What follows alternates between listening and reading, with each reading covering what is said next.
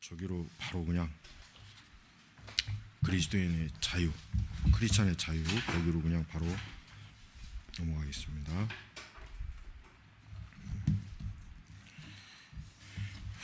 거기서 이제 바로 크리스찬의 자유에서 레오 10세에게 보내는 글은 넘어가고 서문은 넘어가고 교황에게 보내는 이 서문이 엄청 길고 굉장히 아주 공손한 그 태도의 글을 썼어요, 루터가. 자, 이제 신앙의 자유에 관한 것, 내적인 것. 이제 여기서 296쪽에 보면은 이제 크리스찬의 자유, 이것도 역시 이제 그 기독교인의 진정한 영적 자유가 뭐냐, 이 부분에서 이제 그 루터가 아주 교황에게, 그 당시 레오 10세 교황에게 공개적으로 이제 논문을 써서 보낸 거예요. 물론 이제 이것을 교황이 읽어봤는지 안 읽어봤는지 그거는 이제 드러나진 않았지만은, 그러나 이제 루터로서는 어쨌든 자기 자신이 결국은 로마 교회와의 궁극적으로 이게 신앙의 싸움이기 때문에 결국은 로마 레오 10세에게 보내는 개인적인 글이라기보다는 이거는 결국은 로마 카톨릭 전체를 향해서 주는 메시지. 그러니까 진정한 그리스도인의 영적 자유, 진정한 그리스도인에 있어서 참된 신앙이라고 무엇인가라고 하는 것을 아주 공개적으로 드러내는 거예요. 그러니까 그걸 이제 다만 이제 교황에게, 이제 교황이라고 하는 존재는 어쨌든 그 카톨릭의 그 대표성을 가진 인물이니까 결국은 교황에게 준다고 하는 것은 결국은 카톨릭 전체와의 그 어떤 카톨릭 전체에게 주는 루터의 메시지다. 이제 이렇게 보면은 될 것 같습니다. 자, 크리스찬이 되게 하는 필수 요소.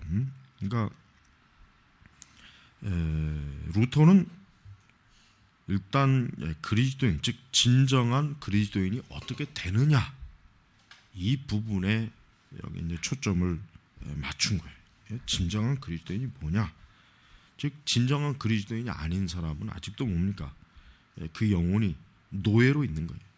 마귀의 노예, 죄의 노예, 이 세상의 노예로 있는 것인데, 결국은 예수 그리스도로 인해서 결국은 진정한 그 영혼이 자유를 얻게 되고 해방을 얻게 되고, 그가 이제 더 이상 악에 매이지 않는 그러한 참 은혜를 얻는다고 하는 것을 지금 이제 조목조목 하나하나 이제 다루고 있습니다. 그래서 자, 297페이지 보면은 외적 행위와 자유에 대한 걸 좀 보겠습니다.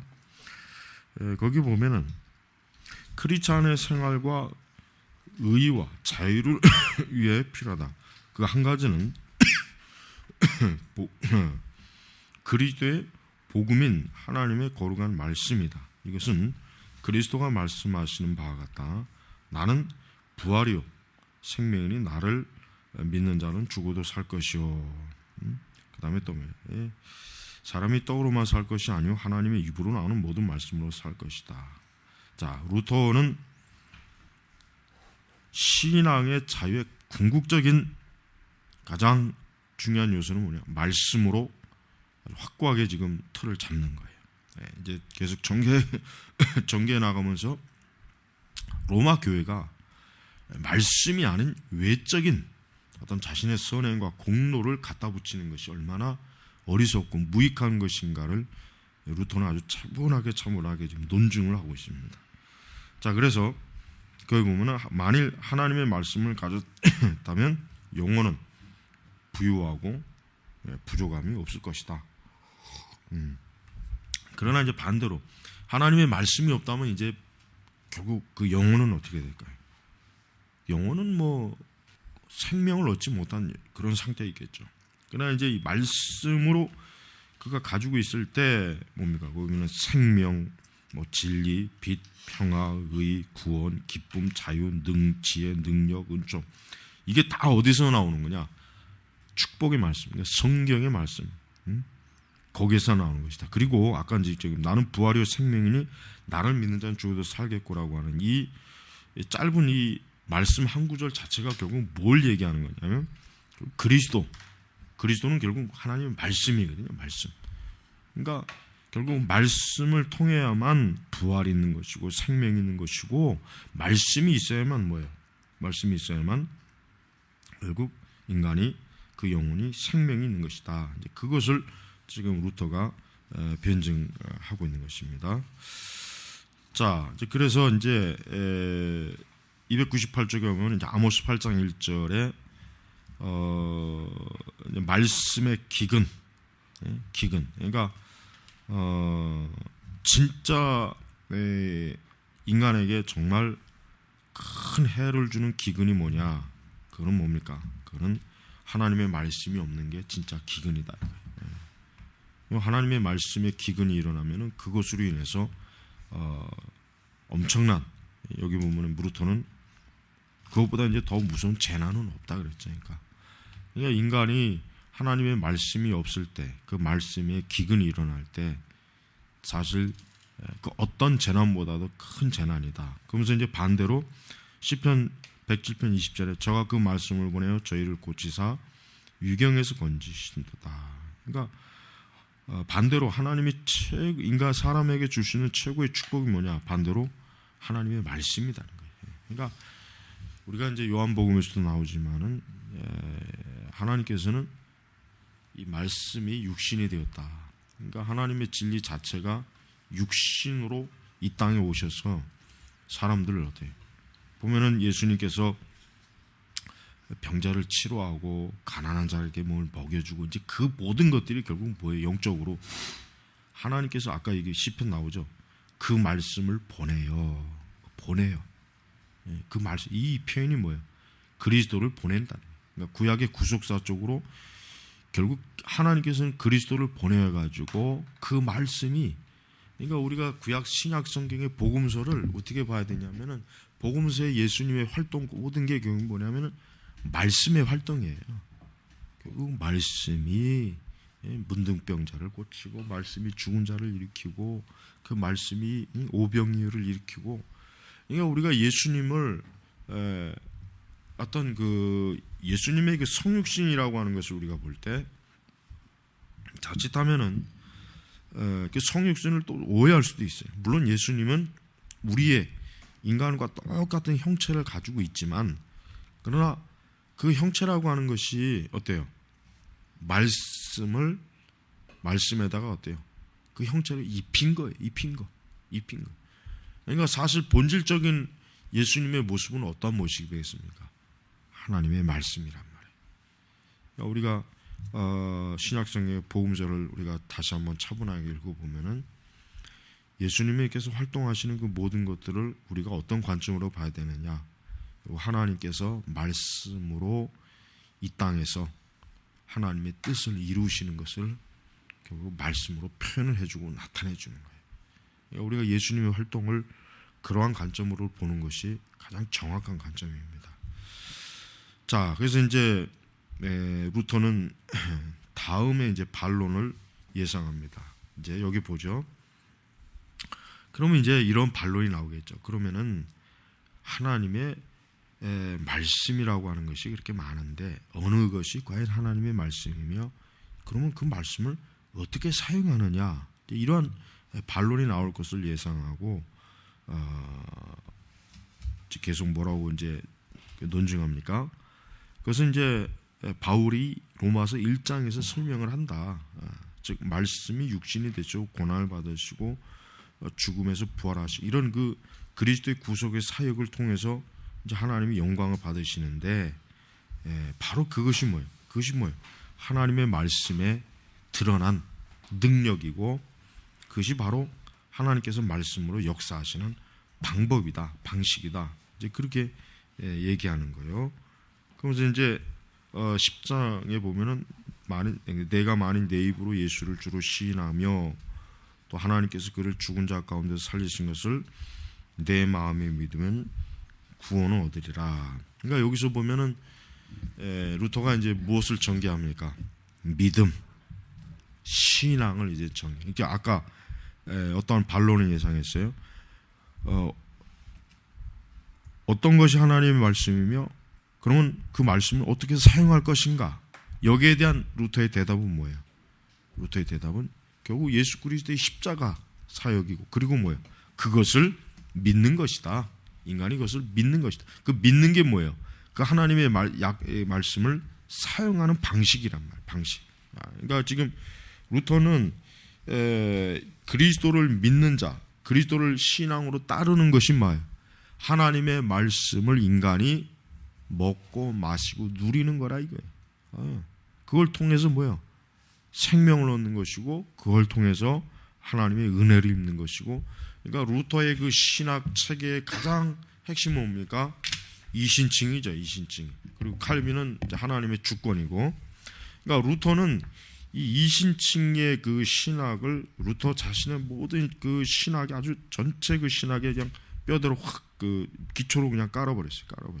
그러니까 이 그리스도인의 자유도 결국 뭘 얘기하기 위함이냐면 인간이 그리스도를 믿는 거, 하나님을 믿음으로 어때요? 인간이 비로소 자유함을 얻는다는 것을 그가 로마 교회에 전체적으로 증거해주고 싶은 거예요. 자, 그래서 로마서 1장에 믿음으로 그러니까 의로운 자는 믿음으로 의로운 자는 살리라. 그러니까 하나님의 말씀은 신앙을 따르는 길 외에 다른 어떤 공적에 의해서 받아 소중히 간직할 수 없다. 이 공적. 이거는 인간의 자기 공로, 자기 의란 말이에요. 자기 의란 말. 그래서 이런 것이 아니라 뭐예요? 오직 성경의 말씀을 믿고 그 말씀에 따라서 내가 하나님을 어때요? 의지할 때, 믿을 때, 그때 뭡니까? 인간이 그 말씀을 통해서 자유를 얻고 생명을 얻는다는 것이. 자, 여기서 이제 우리가 공적이라고 하는 거. 여기서 지금 299페이지 하반절에도 보면은 그리스도만이 어때요? 공적으로 의롭다함을 얻게 되는 한 그리스도만이. 그러니까 루터는 로마 카톨릭이 오직 그리스도의 공적만을 신앙의 중심으로 세우지 않고 거기에다 뭐야? 인간의 공적을 거기다가 포함시키는 거야. 거기다 포함시키는 거야. 이게 바로 이제 카톨릭이 말하는 어떤 구원의 한 방식이죠. 그러니까 로마 카톨릭은 태생 자체가 그럴 수밖에 없어요. 왜냐하면은 일단 카톨릭은 인간이 어떻게 의로워질 수 있느냐에 있어서 우선 그들의 가장 첫 번째 대답은 일단 그들도 하나님의 은혜를 얘기하지만 문제는 어때요? 그 하나님의 은혜 자체만 가지고는 부족하다. 그러니까 뭐예요? 자기가 거기에다 무언가를 보태야 되는 거야. 근데 이제 그 보탠다는 개념 자체가 사실은 뭐예요? 굉장히 좀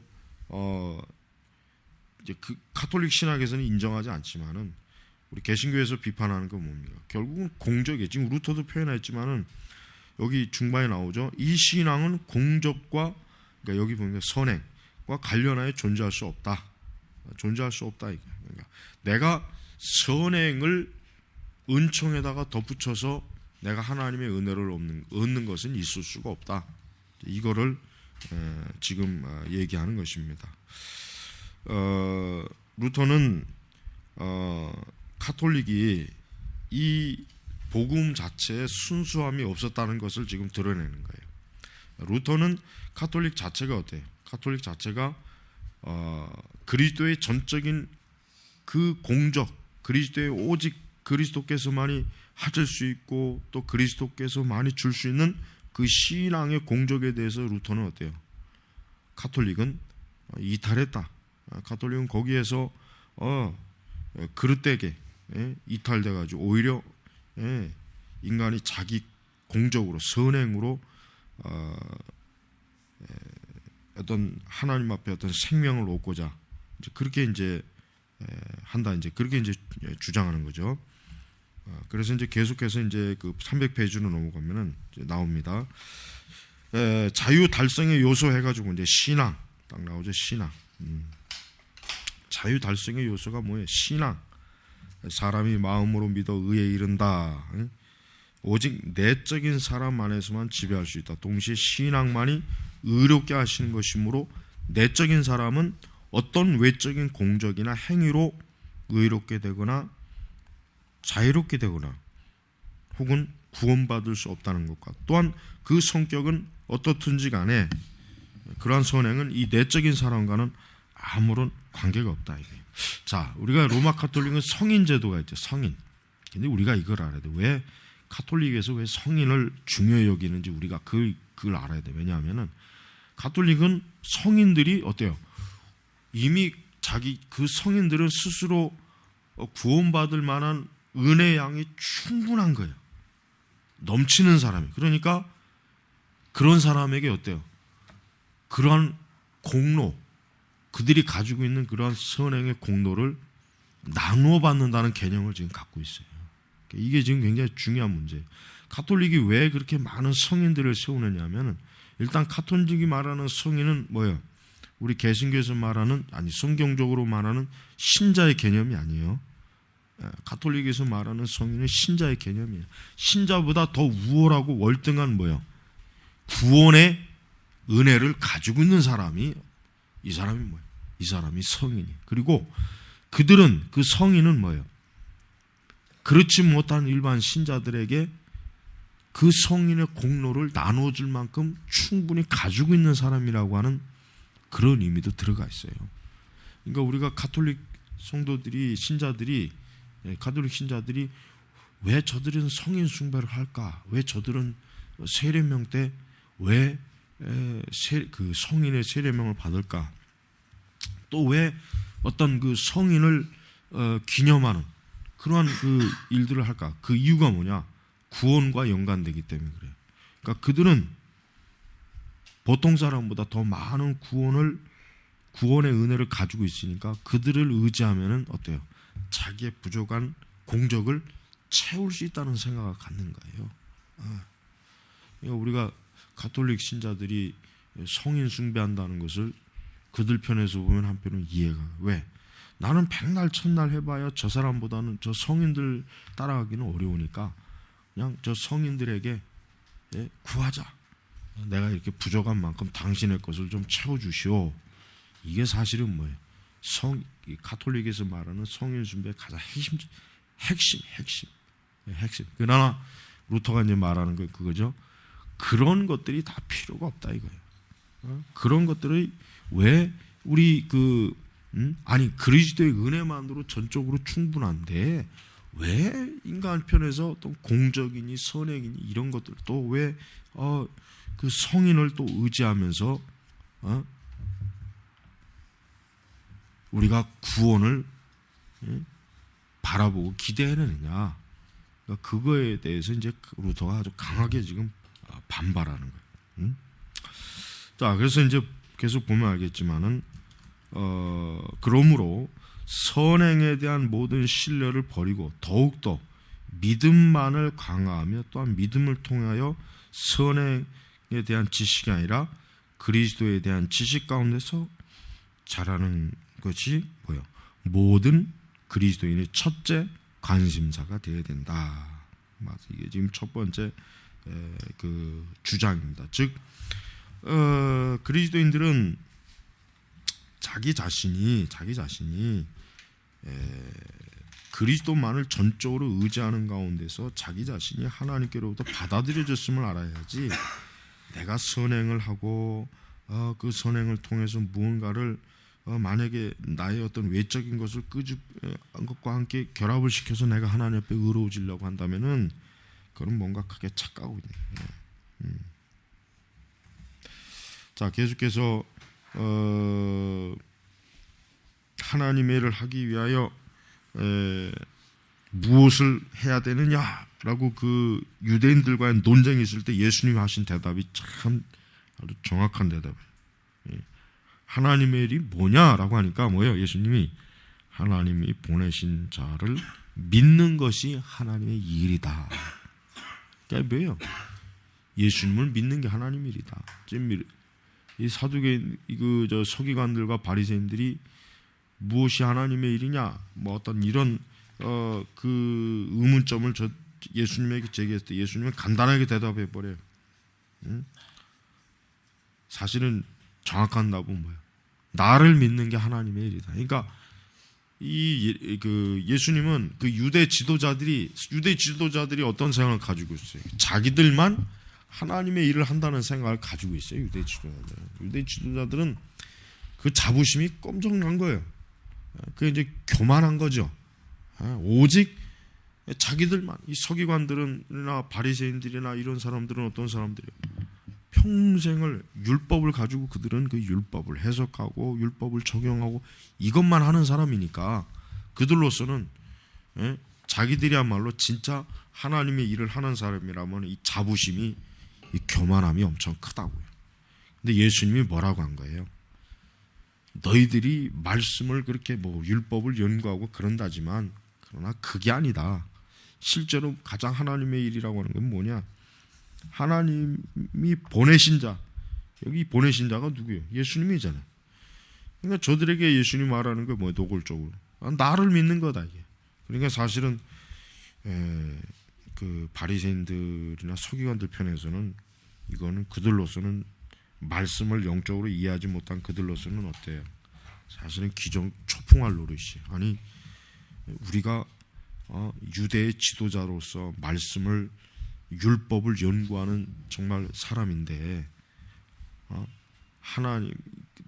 하나님이 보내신 자를 믿는 게 하나님의 일이라면 그러면은 우리가 그동안 하나님의 일을 안 하고 있었다는 것이냐, 이런 어때요? 반발심을 그들이 갖는 거예요. 그래서 우리가 유대인들 그 당시 예수님을 공격하고 예수님에게 항상 수시로 논쟁을 걸었던 그들로서는 예수님의 존재가 사실은 굉장히 좀 의심스럽고 또 예수님의 존재가 굉장히 어때요? 잘 이해를 못하는 존재로 그들은 여전히 비춘 거예요. 자, 그러므로 그리스도에 대한 참된 신앙은 어때요? 이와 같이 완전한 구원을 가져오며 인간을 모든 악에서 구원하는 바 비할 수 없는 보물이다. 보물이다 이게. 그래서 예수님 뭐라고 해요? 마가복음 마지막 장에 믿고 세례를 받는 자는 구원 얻을 것이요 믿지 않는 자는 뭐예요? 정죄를 받으리라. 정죄를 받으리라. 예수님이 마가복음에 마지막에 말씀하는 것을 이 루터가 자기의 그 주장을 뒷받침하는 중요한 어때요? 증거 구절로 삼는 거예요. 왜 예수님이 믿고 세례라고 그랬지? 여기 어떤 믿고 믿음과 선행 공적이 있어야 그래야 세례를 받아서 구원 얻는 것이다. 주님이 이렇게 말한 게 아니다 이거예요. 뭐예요? 믿고 세례를. 그러니까 바울로서는 루터로서는 카톨릭이 참 너무 말도 안 되는 그 좀 공적의 요구를 함으로써 신자들의 신앙을 어떻게 해요? 사실은 참된 신앙이에요. 거짓된 신앙. 이거를 교황이 좀 깨달아라 하는 의미로 지금 이거를 지금 정한 것입니다. 자, 301페이지 공적을 요구하는 율법 가운데서 의의 불가능성. 자, 성경에는 많은 인간의 행위와 의식과 율법이 규정되어 있는 것을 볼 수 있다. 어떻게 신앙만이 의롭게 하며 공적 없이 그렇게 크고 유익한 보물을 우리에게 줄 수 있는가라고 물은다면 루터가 묻죠. 그의 대답은 뭐예요? 무엇보다 먼저 이미 말한 것 꼭 공적 없이 믿음만이 의롭게 하고 자유롭게 하며 구원받는 것을 기억하라. 이것을 후에 더 명백히 밝히겠다. 여기서 이제 루터는 카톨릭 교인들이 근본적으로 가지고 있는 잘못된 전제를 하나 지적해요. 뭐예요? 어떻게 신앙만이 자, 이 문구 자체가 결국 뭘 얘기하는가? 가톨릭인들은 신앙만 가지고 구원받는 게 아니라는 생각을 갖고 있다는 거예요. 잘못된, 그릇된 생각이죠. 그렇죠. 그러니까 가톨릭인들은 지금도 그럴 거예요. 지금도 사실 맞습니다. 믿음으로 구원받는다라고 하는 것 자체는 뭐예요? 어떻게? 믿음으로만, 만자. 그러니까 부족하다 이거예요. 아니, 하나님 앞에 구원받는데 어떻게 믿음으로만 되냐? 그럼 말이 안 되는 거 아니냐? 그래서 그들은 어떤 그 자기가 좀 뭔가 좀 자기 구원에 좀 보탬이 될 만한 거, 그래도 안 되면 누구한테 청해요? 성인한테.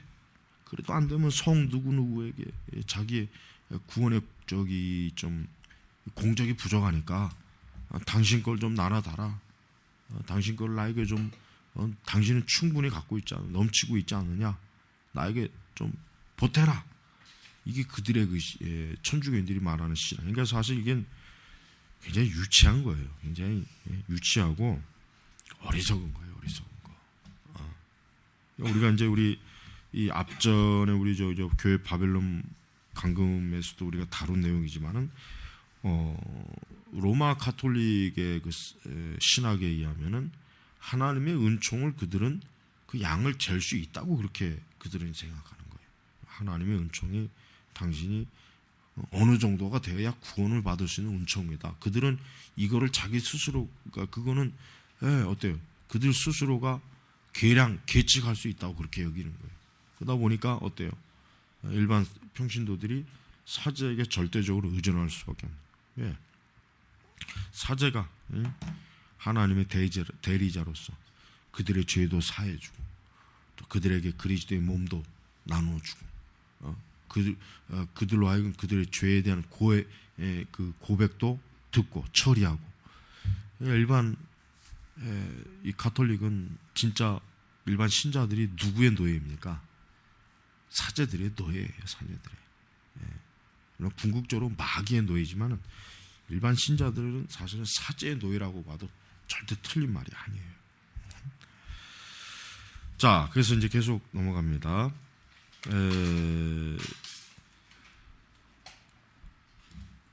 하반절에 자, 계명은 우리가 해야 할 것을 보여주기는 하나 이것을 행할 힘은 주지 않기 때문이다. 계명은 사람으로 하여금 그 자신을 알도록 가르치는 것인데 이것을 통하여 사람은 선을 행하는 데 있어서 그 자신의 무력을 알게 되고 그 자신의 능력에 따르다가는 절망에 빠지게 된다. 계명을 구약이라고 부르면 또한 그것이 구약을 구성하고 있다는 이유가 바로 그것이다. 그러니까 지금 루터는 이제 율법의 문제하고 율법의 문제를 좀 다루고 있죠. 율법에. 그러니까 율법을 스스로 지키려고 해봤는데 안 된다 이거예요. 이걸 다 지킬 수가 없는 거예요. 이거를 다 인간이 완벽하게 지킬 수 있는 어떤 능력 자체가 없는 거예요. 그러니까 결국 어떻게 되냐? 그러면 내가 할 수 없는 것, 지킬 수 없는 것을 하려고 애를 쓰는 것이 그러면 그 결과적으로 뭐가 되겠느냐? 지금 여기에 대한 의문점이 뭡니까? 그러니까 의문점에 대한 답이 뭐니까? 바로 그러기 때문에 그리스도에게 향하라 이거예요. 바로 그러기 때문에 자기 스스로가 선을 행할 수 있는 능력이 없는데 할 수 없는 거 하려고 하지 말고 이미 이루어진 어때요? 그리스도의 말씀을. 그래서 여기서 그러니까 다음 302페이지 뭐라 합니까? 의를 이루는 하나님의 약속의 말씀. 의를 이루는. 그러니까 인간이 백날 아무리 발버둥을 쳐도 이룰 수 없는 의를 하나님의 약속의 말씀, 하나님의 은혜가 이것을 이루도록 해준다. 이것을 이룰 수 있도록 하나님께서 도우시는 거죠. 도우신. 그러니까 의의 문제는 굉장히 중요한 거예요. 의의 문제라고 하는 것은 이래서 사람이 의로워지는 이 문제는 루터가 오랜 동안 고민했던 문제거든요. 그러니까 자기 어떻게 하면 의를 이룰 수 있는가. 그러니까 루터는 자기의 그 신앙의 여정, 경험 가운데서 자기 스스로도 율법을 지키려고 무슨 계명을 지키려고 완벽하게 지키려고 애를 써봤지만 실패했거든. 자기도 사실은 실패했단 말이에요. 그러니까 이 속 사정을 너무나 잘 아는 거예요. 그러니까 그는 오직 뭐예요? 신앙을 갖는 것. 303페이지. 우리 아버지 하나님이 모든 것을 신앙에 의거하도록 하셨으므로 누구나 신앙을 가지면 모든 것을 가질 수 있고 누구나 신앙을 가지지 않으면 아무것도 가지지 못하게 된다. 하나님이 사람을 순종치 아니하는 가운데 두시면 모든 사람에게 궁유를 베풀려 하십니다. 로마서 11장 32절에 기록되어 있는 것 같다. 이와 같이 하나님의 약속은 그의 계명이 요구하는 것을 주며 또한 계명 자체와 계명의 완수가 모두 다 뭐예요? 하나님의 것이 되도록 율법이 규정을 완수한다. 이 약속만이 율법을 주관하며 완수한다. 그러므로 하나님의 약속은 신약에 속한다. 참으로 이것은 새 약속이다. 새 약속, 새로운 약속. 지금 신약에 대한 루터의 신학을 지금 보여주고 있어요. 그러니까 이 하나 새로운 약속, 그러니까 신약 자체가 이제 새로운 약속이라는 의미죠. 이 새로운 약속이라고 하는 것을 바로 뭐예요? 계명을 이미 그리스도께서 이루었다는 것을 보여주는 게 이 신약이. 구약은 뭐예요? 하나님의 의를 하나님이 보내신 자가 이룰 것이다. 그 다음에 신약은 이미 하나님의 의를 뭐예요? 그리스도께서 이루셨다. 그러니까 구약은 앞으로 올 것에 대한 어때요? 미래적 예측을 확신하는 것이고 신약은 이미 하나님께서 하신 과거적 어때요? 약속의 성취를 보여주는 것이에요. 그러니까 신약과 구약은 이렇게 어때요? 두 개가 동일하게 결국 하나님께서 스스로 어때? 그 일을 이루신 것을 지금 보이신 것이란 말이에요. 자, 우리 잠깐 쉬고 30분 됐습니다. 자, 우리 이제 303페이지 봅니다. 하나님의 말씀과 은총을 연결시키는 신앙. 지금 루터는 계속해서 신앙이 얼마나 절대적인지에 대해서 아주 계속해서 지금 집중적으로 집요하게 지금 얘기하는 거예요. 왜냐? 가톨릭은 지금도 마찬가지지만 이때도 신앙 절대주의가 아니라 신앙과 자신의 선행을 플러스한 그런 것이 이제 신앙이다. 저들은 그렇게 이제 가르치고 있기 때문에 그런 것입니다. 그래서 303페이지 이제 들어가면은 하나님의 약속들은 거룩하고 참되고 의롭고 자유롭고 선이 가득한 평화라는 말씀입니다. 그러므로 굳건한 신앙으로 이 말씀에 매어 달리는 영혼은 이 말씀과 밀접하게 결합되어 완전히 동화된다. 자 보세요. 그 다음 만일 그리스도의 만지심이 병을 낫게 했다면 하나님의 말씀과 동화 가장 부드러운 영적 정촉이 그 말씀에 속한 모든 것을 영혼에 더해주지 않겠는가. 자, 예수님께서 병자들을 치유하신 것을 원래 해석을 전부 정통교회에서는 영혼을 치료하시는 것으로 해석해요. 그러나 이것이 은사주의자들은 실제 육신을 치료하는 것을 전부 바꿔버렸어요. 그러나 이제 근본적으로 우리가 예수님께서 병자를 치유하시는 것을 어떻게 해석해야 되느냐? 예수님께서 결국 하나님께서 그 영혼을 치료하시는 걸로 해석해야 돼요. 그게 바른 해석이에요. 그게. 그러니까 그 말씀을 가지고 여러분도 육신의 병이 고침받을 수 있습니다. 이런 식으로 설교하면 어때요? 그 말씀을 아주 잘못 해석하는 거예요. 그거 그냥 문제가 아니에요. 그건 커요. 그렇게 설교하면 절대 안 돼요. 그러니까 복음서의 말씀을 가지고 예수님의 그 행하심에 가지고 은사주의를 이렇게 합리화하는 자들은 그 말씀의 영적인 것을 해석을 못하는 거예요. 진짜 그들이야말로 성경을 잘못 보고 있는 거예요. 그러니까 전부 다 우리는 그런 말씀을 영혼이 결국 영혼을 구원시키는 하나님께서 문둥병을 고치신 것도 뭐예요? 우리가 어떻게 설교해야 되느냐? 인간이 그 죄악된 문둥병과 같은 죄악된 것을 그리스도께서 고치셨다. 그렇게 해석해야지. 예? 근데 또 은사주의자들은 문둥병을 고쳤다는 설교는 안 하더라고 또. 희한해 또. 왜 그 설교는 또 그 원래 방식대로 안 하는지도 모르겠어요. 그러니까 그 사람들은 자기가 생각하기에 좀 이렇게 고칠만하다 싶으면 이제 은사주의로 그냥 막 아주 밀고 들어갑니다. 그러나 이제 애초부터 가능성이 없어 보면 아예 건들지도 않아 또. 그래서 이게 결국 뭐예요? 하나님의 그 거룩한 구원의 역사를 드러내는 것이란 말이에요. 자, 그래서 어떤 근거로부터 신앙이 이러한 위력을 얻으며 또한 왜 선행이나 혹은 모든 공적이 다 신앙에 비길 수 없는가 하는 것을 알기는 쉬운 일이다. 그 어떤 선행도 하나님의 말씀에 의거하거나 영혼 안에 거할 수 없다. 그러니까 선행이라고 하는 것은 우리 인간의 영혼을 새롭게 거듭나는 데 있어서는 아무 효력이 없다. 이것이 효력이 없다. 아무 영향을 미치는 게 아니다.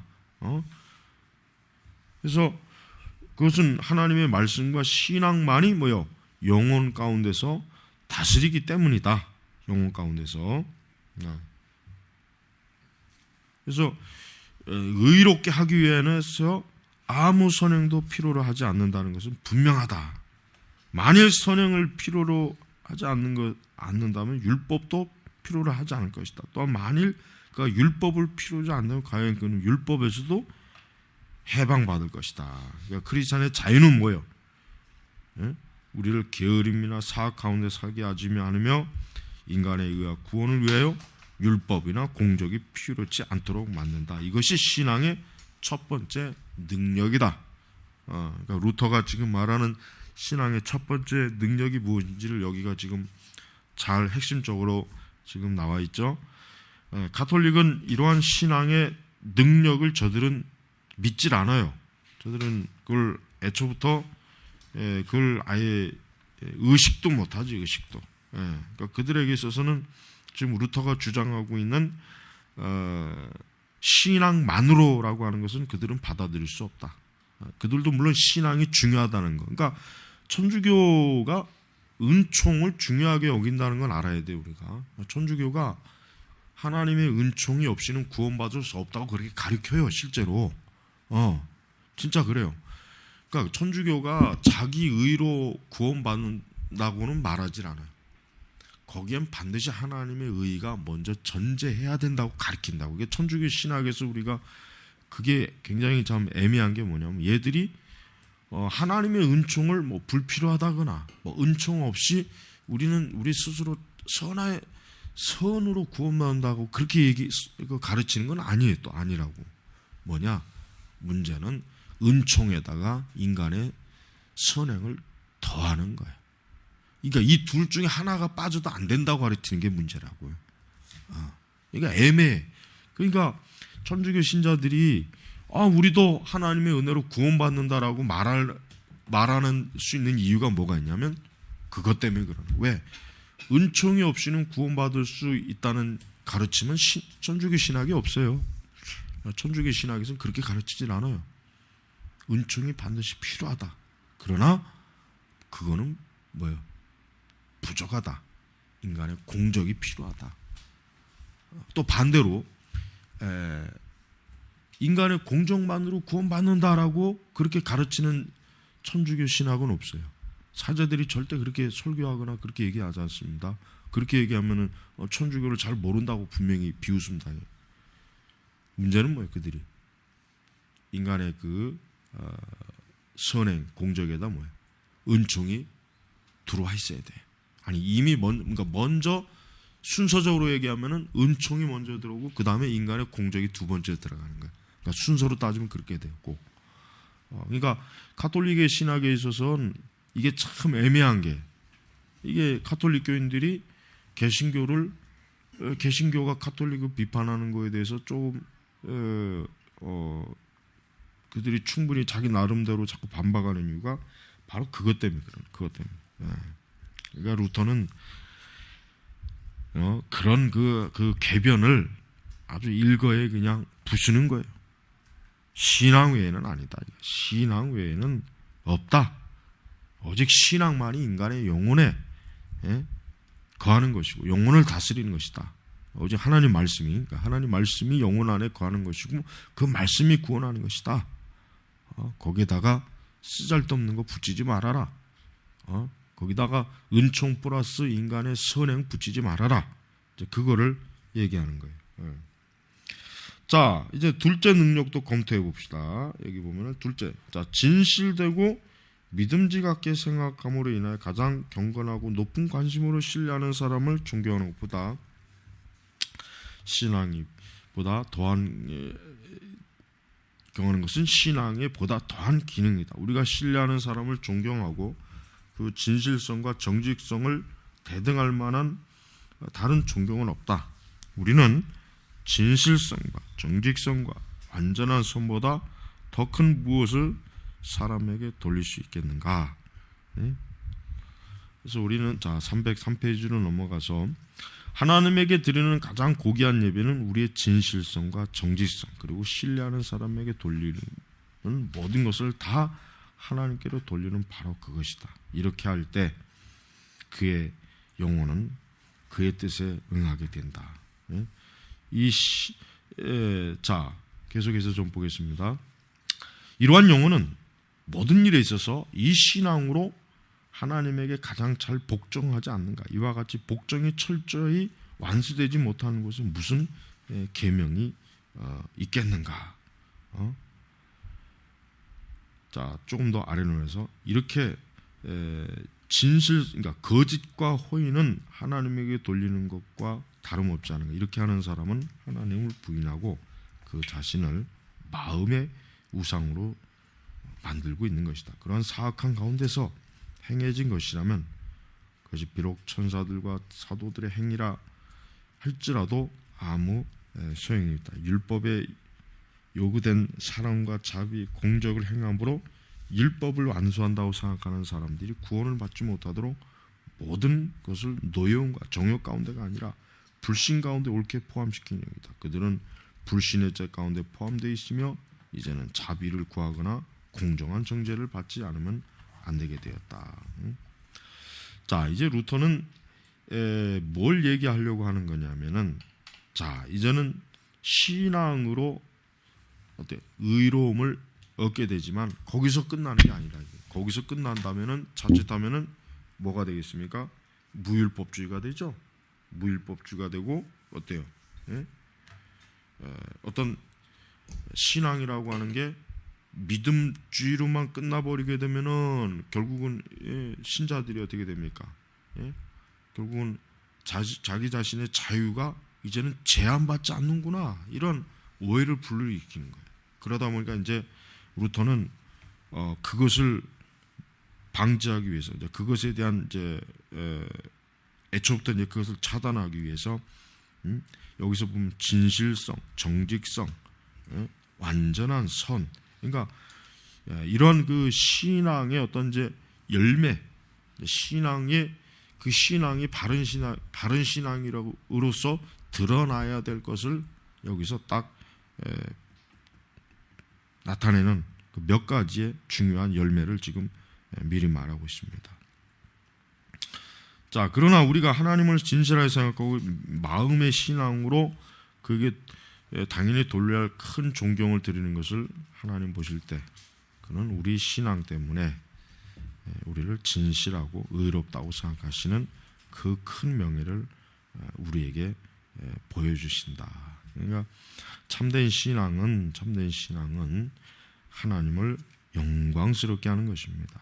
그러니까 참된 신앙은 자기 의나 자기 공로로 구원받은 것이 아니라는 걸 잘 알기 때문에 그는 하나님 앞에 자기 스스로가 어때요?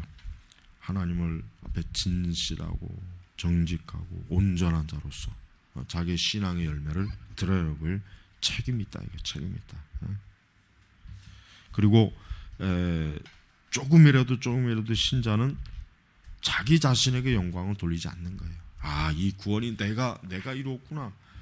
이 구원이 나로 내가 한 선행으로 말미암아 이 구원이 성취되는구나, 완성되는구나 하는 이런 일체 어때요? 그런 생각을 갖지 않는 거예요. 그런 생각이 애초부터 생기지 않죠. 애초부터 왜요? 하나님의 말씀을 통한 은혜 사역인데 거기에 뭐 내가 뭐 자랑할 게 뭐가 있어요? 오직 하나님의 은혜 외에는 없지. 그러니까 여기서 이제 바울이 로마서 4장 3절 아브라함의 믿음. 그러니까 바울이 지금 로마서에서 아브라함의 믿음을 끄집어낸 이유가 뭐냐면은 아브라함이 뭐 사실 뭐 믿음의 조상이라고 하지만 사실 아브라함에게 본받을 만한 게 없어요. 뭐 아브라함에게 뭐 그렇게 뭐 굳이 본받을 만한 그 뭐가 있나 보면은 없어 사실. 그러니까 아브라함을 가지고 도덕 윤리적 설교를 하려고 해도 사실은 아브라함에게 본받을 게 별로 없어.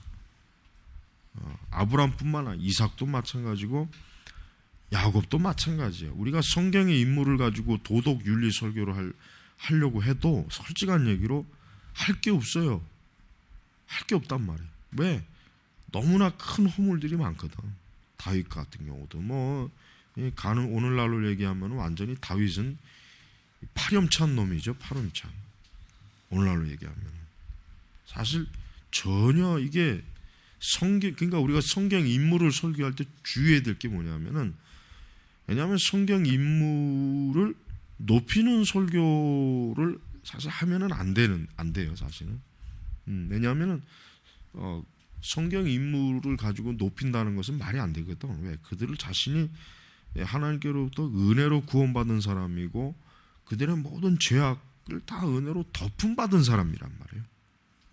그러니까 우리가 그 성경 인물을 설교할 때 우리는 그들이 하나님으로부터 어떠한 은혜를 입었느냐를 가지고 설교해야 되는 거예요. 성경 인물 설교할 때 공연히 우리가 성경 인물을 높이는 설교를 하게 되면 큰일 나요. 그거는 우상숭배의 설교가 되는 거예요. 아무리 그걸 가지고 뭐 좋은 신학의 덕을 얘기한다고 해도 안 되는 거예요. 중요한 건 뭐예요? 그런 형편없는 자들이 하나님의 은혜를 입었다. 하나님의 은혜를 입음으로 어떻게 돼요? 그들이 본래 그 상태로서는 전혀 누릴 수 없는 그런 축복과 은혜를 하나님으로 인하여 누렸다, 얻었다. 이거를 자랑할 때, 드러낼 때 어떻게 돼요? 그리스도의 영광이 드러나, 하나님의 구원의 은혜가 드러나는 거란 말이에요. 로마서도 바울이 로마서에서 이렇게 나오는 것도 마찬가지. 우리는 우리의 신앙에 있어서 하나님께로부터 우리가 받은 은혜, 오직 전적인 그분의 은혜에 대한 영광, 찬송, 경배, 이거를 우리가 어때요? 신앙의 능력의 두 번째로 삼아야 돼요. 자, 이제 세 번째 이득은 뭐예요?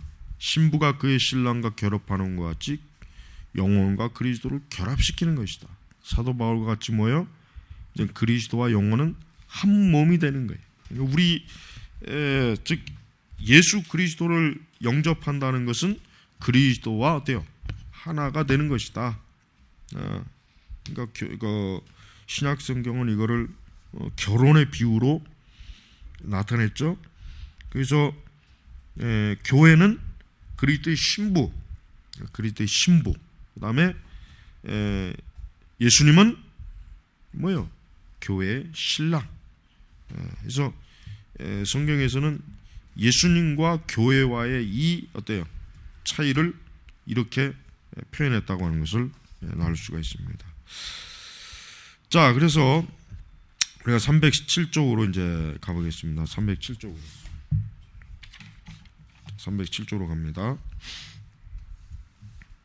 상반절에 보면은, 그러면 죄와 죽음과 멸망은 그리스도의 것이 될 것이고 한편 은총과 생명과 구원은 영혼의 것이 될 것이다.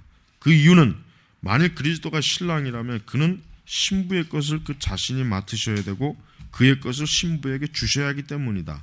만일 그리스도가 그의 몸과 그 자신을 그리스도에게, 신부에게 주신다면 어떻게 그에게 속한 모든 것을 그 여자에게 주시지 않겠는가? 그러니까 여기서 뭐예요? 예수 그리스도께서 신부된 교회를 위해서 뭐야? 모든 죄, 여기서 세 가지, 죄, 죽음, 멸망은 예수님이 가져가시고, 그리고 그 예수님은 교회에 뭘 주셨습니까? 은총과 생명과 구원, 이걸 주신 거예요. 그러니까 예수님께서 왜 진정한 의미에서 왜 신랑이 되시느냐? 왜 진정한 의미에서 예수님께서 교회의 신랑이 될 수 있느냐? 그건 뭐예요? 교회를 위해서 예수님은 어때요? 희생하신 거예요. 그분의 십자가의 사실은 교회를 위해 희생한다는 걸 여기서 우리가 알 수가 있는 것이에요. 자, 307페이지 쪽에 보면은 자, 그리스도는 한 품격 안에 있는 신과 인견이다. 그러니까 예수님의 그 신성과 인성을 지금 나타낸 겁니다. 자, 그래서 그는 신성과 인성은 그는 뭐요? 무흠하죠. 흠이 없어요. 예수님의 신성도 말할 것도 없지만 인성도 어때요? 흠이 없단 말이에요. 그래서 그의 의와 생명과 구원은 정복될 수 없고 영원함에 전능하시다. 자, 신앙의 결혼 반지는 그의 신부의 것인 것과 죄와 죽음과 지옥의 고통에 동참하시는 것이다. 그러니까 우리가 이제 이 세 번째 표제가 뭡니까? 죄를 정복하는 신앙이죠. 이 얘기는 뭡니까? 우리가 어떻게 구원받았는지를 한번 생각하라는 거예요. 어떻게 구원받았나? 어떠한 상태에서 구원받았나? 그리고 우리를 구원하시기 위해서 그리스도께서 어떠한 희생을 치렀는가? 거기에 뭐가 있습니까? 죄가 있어요. 죄. 그 중심에 죄라고 하는 게 있어요. 죄. 그래서 이 죄가 어떻게 돼요? 죄가 인간을 파멸하고 인간을 저주하고 생명을 빼앗아가는 그런 그 역할을 이 죄가 결국 하는 거란 말이에요. 그 요소가. 근데 그 모든 것을 결국은 누가? 그리스도께서 그 모든 걸 다 해결해 주셨단 말이에요. 그렇다면은 어떻게 우리 신자는 어떻게 됩니까? 우리 자신이 경건한 능력을 가지고 해야 되는 거예요. 우리 자신이 경건한 능력이 없다면은 어때? 안 되죠. 응? 그래서 380페이지 한번 넘어갑니다. 이러므로 그는 물로 씻고 생명 말씀 곧 생명의 의와 구원의 말씀에 대한 신앙으로 그 여자를 깨끗하게 하여 티나 주름이 없는 영광스러운 신부를 맞이하신다. 그러니까 예수님께서는 어때요?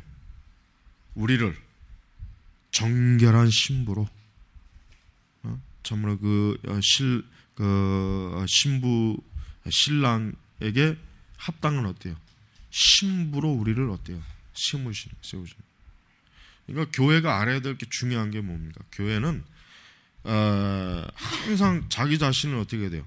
거룩한 그리스도의 신부로 늘 단장하는 걸 힘써야 돼요. 그게 교회가 가장 중요하게 여겨야 될 일이에요. 우리가 그러나 이제 지금의 교회는 어때요? 지금의 시대의 그 교회 신자들은 자기 자신을 그리스도에게 가장 정결한 신부로 세우는 일에 게을러요.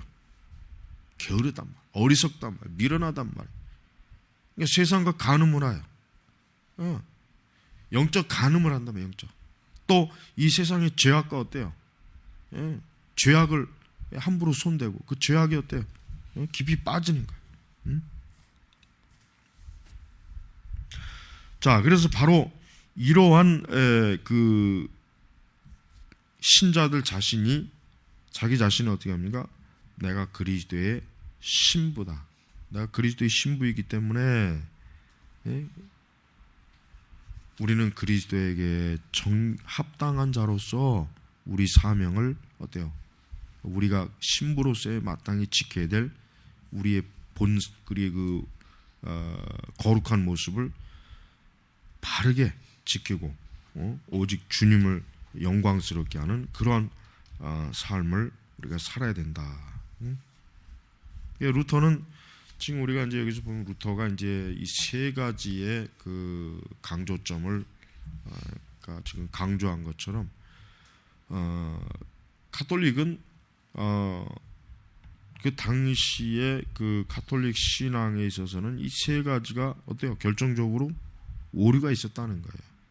믿음에 의한 칭의도 없었고 그들이 전적으로 구원의 공로를 하나님께 돌리지도 않았고 또 뭐요? 교회가 거룩하고 순결하지도 못했던 거예요. 그러니까 이런 이 세 가지의 결정적인 부족함, 문제점이 어때요? 로마 교회 안에 철저하게 배어 있다고 봐야 되는 거예요. 자, 우리 이제 309페이지 쪽으로 넘어가겠습니다. 자, 첫째 계명의 성취로서의 신앙. 자, 지금 이제 루터는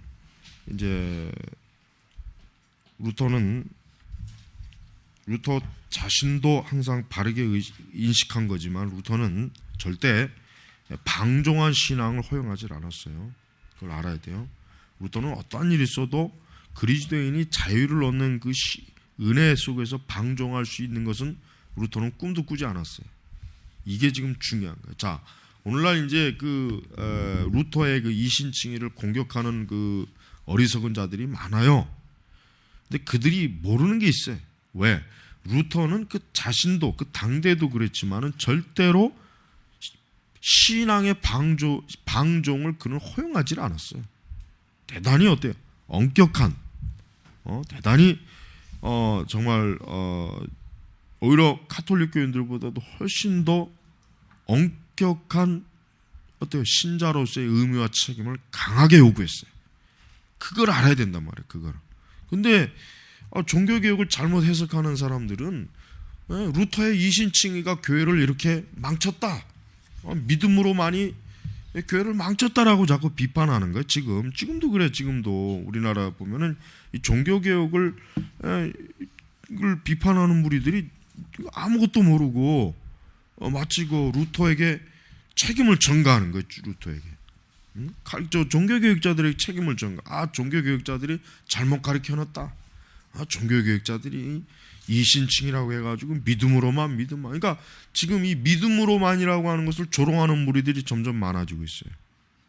믿음으로만 조롱하는 거죠. 그러나 그걸 몰라요. 그는 루터가 얼마나 철저하게 하나님을 엄격하게 믿음 안에서 하나님을 공경하고 섬겨야 된다는 것을 루터가 얼마나 잘 가르쳤는지를 전혀 모르니까 그런 헛소리를 하는 거란 말이에요. 그러니까 우리는 이신칭에 대한 어떠한 그 말도 안 되는 그런 그 비웃음이나 조롱에 대해서 우리는 반박할 수 있어야 돼요. 왜? 루터, 칼빈 누구도 절대로 그리스도인의 자유라고 해가지고 방종을 조장하거나 가르친 사람은 한 사람도 없어요. 만약에 그랬다면은 그렇다면 가톨릭이 가만히 있겠습니까? 절대로 가만 안 있죠. 가톨릭이 얼마나 그 종교교육자들의 그냥 그 어떤 저들의 어떤 잘못된 것이 무엇일까 파고들어서 막 무너뜨리려고 그렇게 애를 쓰는 그 존재들인데, 만약에 루터가 그런 방종을 허용했다, 칼빈이 그랬다면은 가톨릭 교인 측에서 얼마나 그걸 가지고 난리를 쳤겠어요. 그러니까 내가 참 안타까운 거는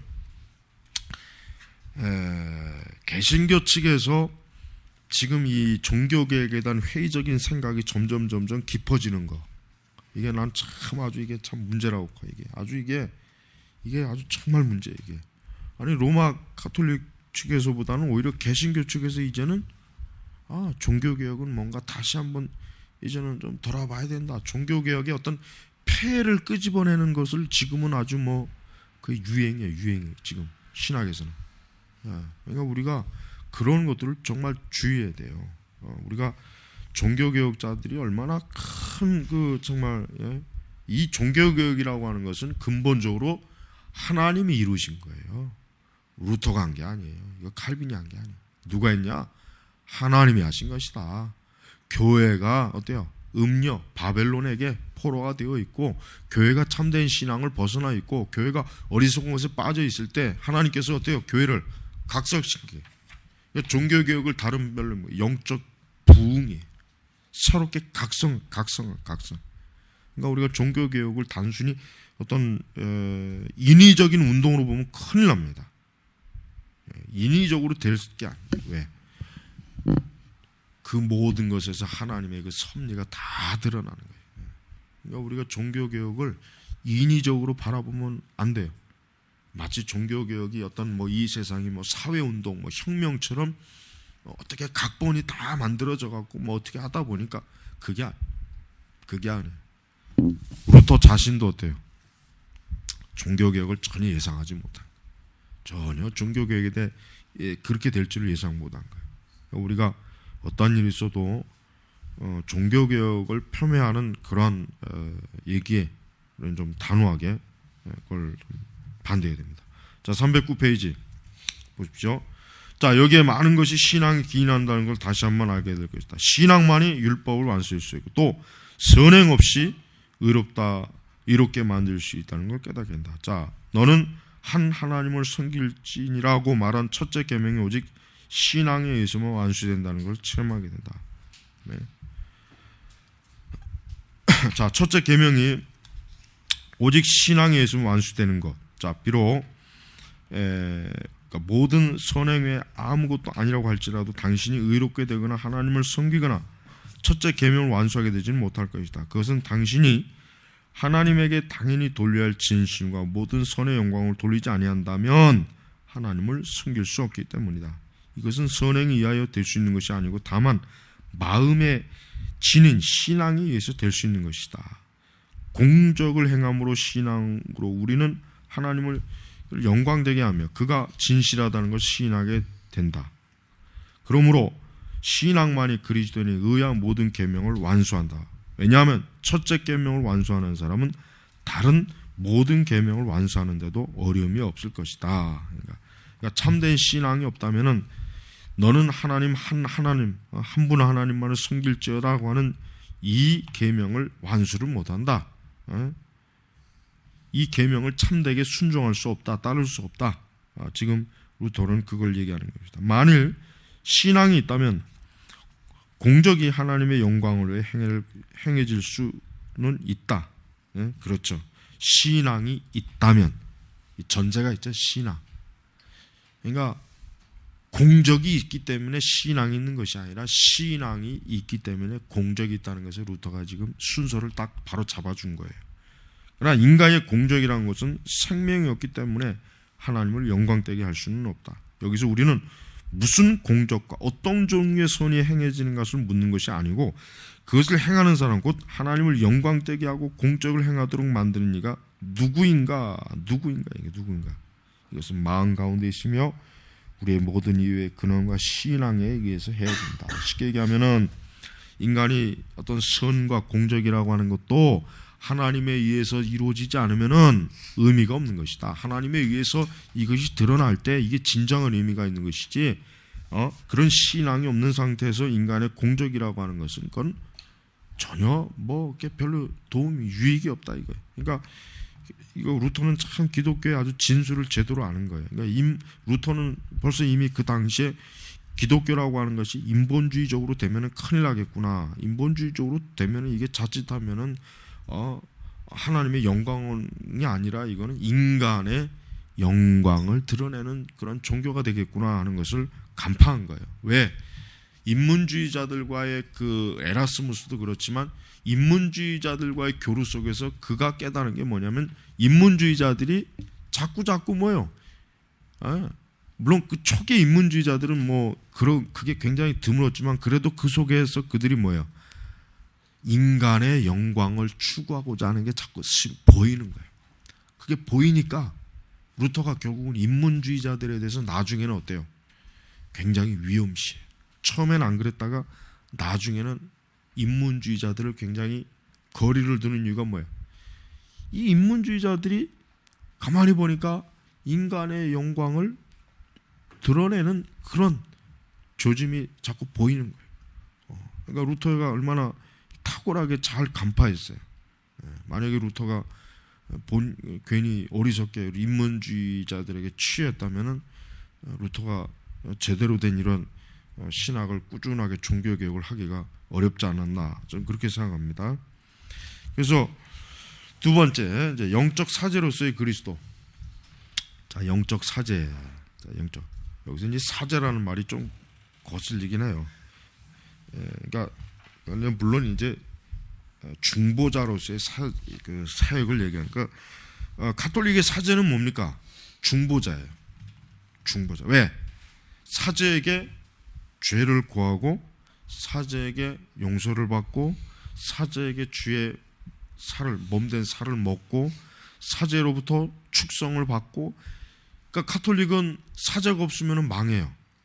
사제가 없으면 종부송사도 사실 못해요. 그러나 이제 급할 때는 할 수 있다는 예외 조항이 있지만은, 그러나 사람이 죽을 때 종부송사를 누가 해야 되느냐? 사제가 해야 돼요. 사제가 하지 않으면 어디 효력이 없다. 이렇게까지도 사실은 그들은 주장해요. 물론 이제 아주 예외적인 경우는 그들도 인정을 하는데, 이 사제라고 하는 것은 뭡니까? 철저하게 중보자입니다. 그러니까 우리는 가톨릭의 사제를 어떻게 봐야 돼요? 그건 마귀 새끼로 봐야 돼. 사제라는 것 자체가 뭐예요? 그리스도를 사칭한 인간들, 사기꾼들. 그러니까 사제는 사기꾼이다. 똑같이 보면 아주 틀린 말이 아니에요. 그러니까 우리는 지금 우리가 어떻든 이 눈에 보이는 사제건 뭐건 간에 하여튼 이 사제라는 인간들은 너나 할 것 없이 교황부터 시작해가지고 어때요? 전부 다 사기꾼이에요. 강도예요, 강도. 진짜 날강도들이에요. 이거는 유병원보다 더한 놈들이에요, 이것들은. 그들은 아주 역사적인 오랜 전통과 권위를 자랑하는 대단한 사기꾼들이에요. 근데 그거를 어때요? 그들은 멋있게 꾸몄을 뿐이지. 종교적인 화려한 예복과 계급, 조직, 역사, 이거로 꾸몄을 뿐이지 실제로 뭡니까? 그들은 전형적인 종교 사기꾼이라 전혀 다를 바가 없어요. 그래서 루터가 지금 왜 영적인 사제로서의 그리스도라고 했냐? 가톨릭이 이 사제라는 것 집단 자체가 그리스도의 중보권을 자기들이 사칭해가지고 신자들을 노예로 만드니까 그들이 사제가 아니다. 예수님이 사제다. 그러니까 예수님이야말로 진짜 신자들의 고해성사를 들어야 되고 사제를 해주실 분이고 예수님이야말로 우리를 축복할 수 있는 분이다. 이게 우리를. 그러니까 사제가 아니다. 이게. 그러니까 가톨릭은 이 사제의 권한이 엄청 커요. 그러니까 나는 아무리 봐도 나는 이 사제는 마귀 새끼로밖에 진짜 안 보여. 내 눈에는. 저 신부들이 그 시커먼 옷 입고 다니잖아. 긴 시커먼 옷 입고 다니는 것들 봐요. 그거. 내 눈에는 정말 저놈의 자식들이 저거 사제구나. 언젠가 이 천주교 신학교에 대한 프로그램이 나오는 걸 봤는데 걔들이 다 이 까만 옷을 입고 있더라고요. 완전히 마귀 새끼로 보이더만 진짜.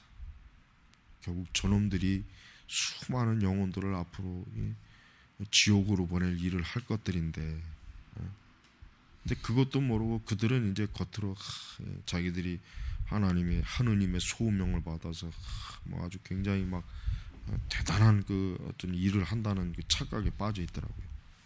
마귀 새끼 주제들이 아주 그 자기들의 신분을 몰라요. 자, 우리 310페이지 한번 보겠습니다. 위에 우리는 내적인 사람이 그리스도 안에 가지고 있는 그 은총을 한층 더 깊이 검토하기 위해 우리는 구약 성서에서 하나님이 모든 처음 난 수컷들을 자기 자신에게 바치게 하는 것을 알아야 한다. 자, 장자권은 이중의 명예인 제사장직과 왕의 명예를 내포하기 때문에 높이 평가되어야 된다. 자, 예수님 자신이 보면은 예수님 자신이 맏형이죠. 예수님의 그 육신의 형제들도 예수님이 가장 첫 번째예요. 자, 예수님은 하나님 아버지와 동정녀 마리아에 참되고 유일하신 맏아들이고 진실한 왕이시며 제사장이다. 그의 나라와 이 세상의 것이 아니고로 육신과 이 세상의 방식에 따르지 아니하신 그리스도의 상징적이었다. 그는 천적이었고 영적인 것들 곧 의, 진리, 지혜, 평화 및 구원 같은 것들을 다스리며 하나님에게 바쳐진다. 이것은 지상과 지옥에 있는 모든 것들이 그에게 예속되지는 않는다는 것을 의미한 것이 아니라 그의 나라는 그것들 안에 있다든지 그것들을 구성하는 것이 아니라는 것을 의미한다. 그의 제사장직은 아론과 현대교회의 인간적인 제사장직은 법복이나 자세, 외적인 화려함이 있는 것이 아니다. 이것은 영적으로 이루어진 것이다. 이 영적인 것을 통해 그는 뭐예요? 보이지 않는 예배라. 하늘에서 하나님 앞에 우리를 왜요? 대도하시고, 그러니까 대신 뭐야? 기도하시고, 그러니까 대리자.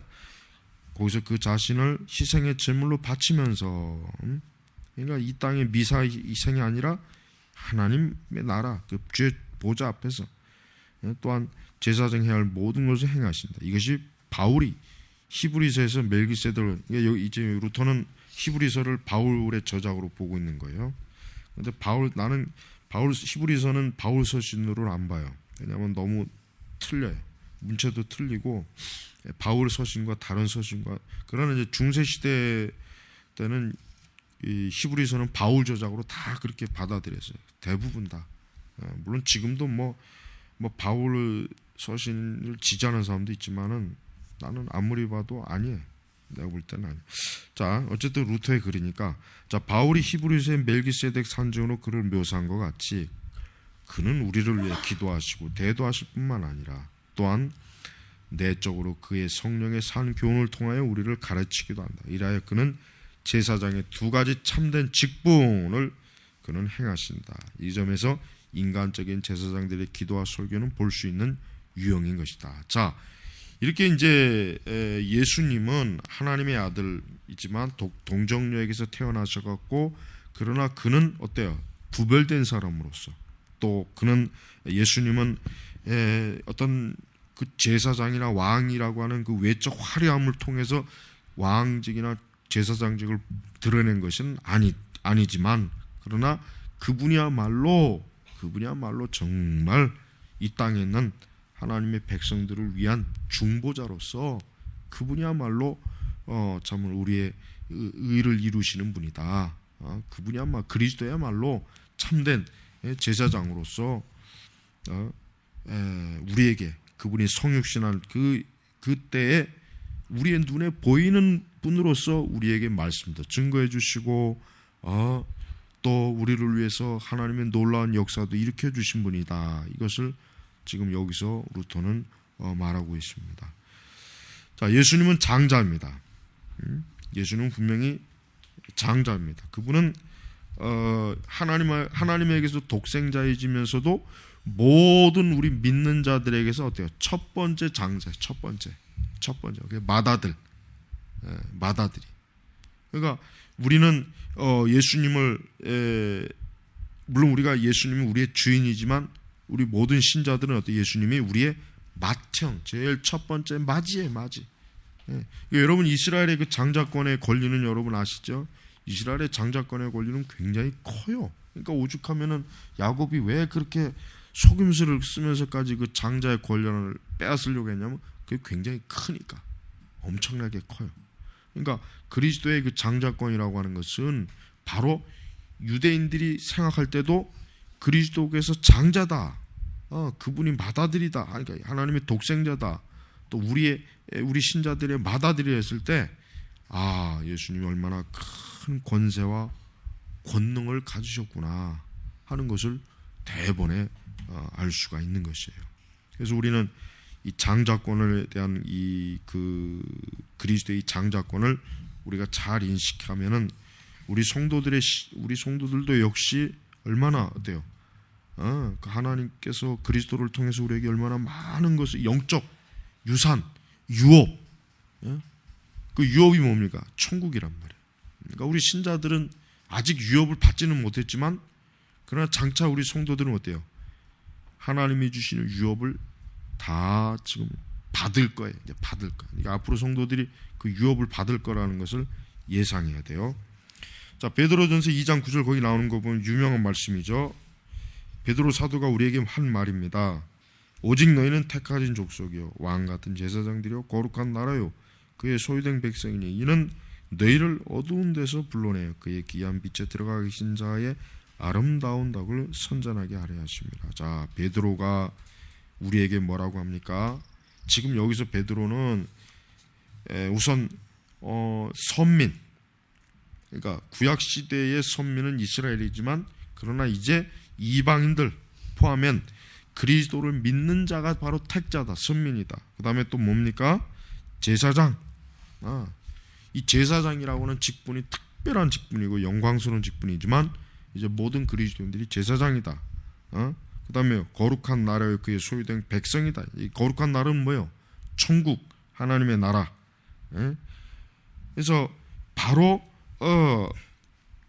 그 어두운 데서, 그러니까 멸망과 사망과 저주 가운데서 우리를 누가 불렀어요? 그리스도의 예수님이 부르셔갖고 우리를 기이한 빛의 생명에 들어가게 하신 자다. 그리고 이것들을 우리가 어때요? 이 세상에 선포하는 자다. 선포하는 자다. 선포하는. 자, 중반에 봅시다. 이 제사장직과 왕의 본질은 이러한 것이다. 먼저 왕에 말하면 모든 신자들은 결국은 하나님께로부터 모든 피조물 위에 높여주셔서 그래서 우리 성도들에게 있어서 주어진 이 직분의 영광이라고 하는 것은 굉장히 커요. 굉장히 크고 엄청나게 대단한 것입니다. 자, 312로 넘어갑니다. 312로 넘어가면은 사르제로서의 그리스도의 크리스천의 존엄성. 이 존엄성이라고 하는 건 뭡니까? 우리가 하나님의 자녀가 되고 하나님의 백성이 되고 우리가 또 왕 같은 제사장이 되고 거룩한 선민으로서 그 모든 것이 뭡니까? 존엄, 영광을 얻은 거예요. 영광. 성도가 누리는 이 영광이라고 하는 것이 굉장히 크다는 것을 지금 다시 한번 여기서 지금 보여주고 있어요. 자, 지금 여기서 뭐 사제로서, 그다음에 만인 제사장, 신앙의 정립, 요거 뭐 거의 끝나면은 이제 다음에 이제 다음 주까지는 이제 요 310 이걸로 한번 다음 주까지 한번 끝까지 다 읽을 수 있으면 한번 다 읽어봐요. 다 읽어서 다음 주에 요거를 싹 좀 마무리하고 요걸 좀 싹 그냥 다음 주 내로 다음 시간으로 한번 완전히 싹 그냥 마무리하고 끝내봤으면 좋겠네. 그러고 나서 보충 시간으로 다른 과목을 더 추가로 더 배우는 시간을 좀 해야 될 것 같아.